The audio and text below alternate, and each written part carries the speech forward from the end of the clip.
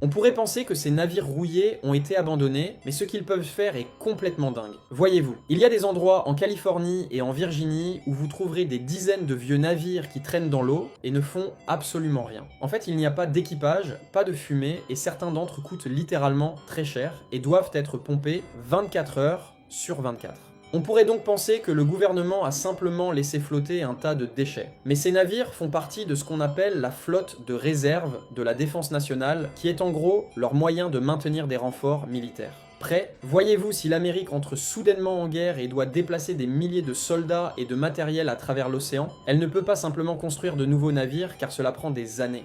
Donc, à la place, ils gardent ces vieux navires prêts, et même s'ils ont l'air complètement morts, ils peuvent en fait les remettre en état de marche. En fait, ils l'ont déjà fait de nombreuses fois depuis 1976, et lorsqu'une crise éclate, ces navires peuvent être réactivés en quelques jours seulement, parfois même en quelques heures. C'est grâce à eux que les États-Unis ont pu lancer certaines des plus grandes opérations logistiques de leur histoire, sans perdre une seconde.